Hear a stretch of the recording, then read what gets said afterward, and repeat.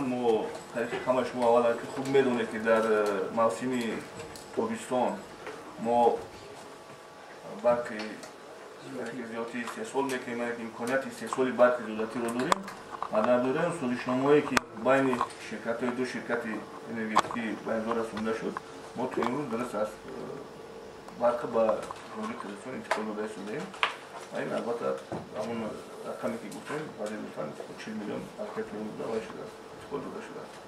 نرخش چقدر است؟ مسئله نرخ یا وایدو؟ مسئله نرخ بود 2.5 سنتی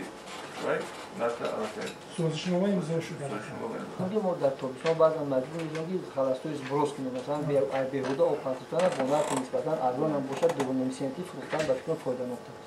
منفعت هست چون که با جمهوری ما وارد میشه اسعار خارجی وارد میشه. قرض اولی در مجموع در 6 میلیون فایده داره 74 میلیون تشکیل میده.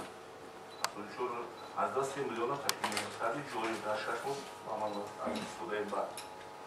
اگه قرض فولو پیشین هم است نسبت این مسئله کد بوده استفاده هست قرض بیتی ما قبلا در نشست مطبوعاتی کتاب بگیریم قرض را از جانب شرکت مطالعه مطلع میشوند در مورد بیتی مورد است و قرض یعنی شده است همه رو معاین کردن نسبت قرضی که مثلا از جانب شما خرید کردید بریده میشود بعد همش حساب کتاب در همون دوره نشانداد حساب کنند معاین میکنیم هر یک абонент البته هر یک مشتری حساب خودش رو داره خرید کرده میشود در مجموع 500 میلیون شما خود 504 میلیون تشکیل میکنه از سالو پیشین کنیم 504 میلیون چی سومونی؟ سومونی اساسا در مو قرضداران کلانترین این کارخانه‌های پایگاه آبکشی سیستم وزارت ملی اگه بهداشت زمین و آبیاری اگه بهداشت زمین پایگاه آبکشی و اونایی قرضداری زیاد دارن. در عموم چند است؟ قرض 38 میلیون قرضداری 38 از 9 میلیون در 6 ماه جوری 32 میلیون برای خرید جوری در عموم 32 میلیون. لیکن قرضداری از کدام حساب پیدا میشه؟ قرضداری از حساب میشه که مثلا مشتری پرداخت نمیکنه. امروز من گفته هستم که اگر ما مثلا من همین پایگاه آبکشی و نسوسی که در موسم تابستان فعالیت میکنن ما نمیتونیم بعد خونه خاموش کنیم چون که وقتی که ما خاموش میکنیم ما با خواجگی قشرات مملکت ضرر میکنیم لیکن ما اونا هم در نوبت پرداخت سری وقتی میشه تامین نمیکنن یعنی که بعد تامین نمیکنن نمیتونن بعد با اونان یعنی از پیش اومده است مثلا کارخانه تاجیک کیمیا صنایع کارخانه بزرگی که ما داشتیم من شرکت علمی تاجیک اگه شرکت علمی تاجیک نو واسه از خریدارش اونا تصمیمی که من همین در 6 ماه گرفت قریب 197 از 3 میلیون مبلغ پرداخت کرده بود.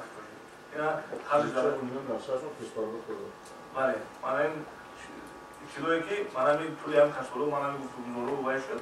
اونم خیلی البته امروز من یک کارخانه تولید کننده آلومینیوم در اوش مرکزی کلانتری در شما باید وایسو ببینید که پایه شدن نرخ آلومینیوم در بازار جهانی البته تاثیر منفی شده به این زبان می‌کنه که از بس کارخانه وطنی ما است امروز باید حمایت از منطقه اقتصادی مملکت کنیم به همین خاطر ما باید استثمار کنیم میدیم افتخار میدیم به اونا هم استثمار کنم مسئول شد لیکن من در دوره امکانیتشون من 6 ماه 197 از 3 میلیون پرداخت کردم این ما پولیسیم من قبلا شما را خدمت خرید کردم همین مبلغ رو برای کم کردن قرضای خودمون در واقع زیاد تشویق استفاده بودیم این بهترین راه بود همین مبلغ قرضش چقدر بود؟ امروز قرضش 332 میلیون تومانی. این قرض جدا قریب 500 600 میلیون بود. امروز 332 میلیون قرض شده. یک قرض پیشین اومده.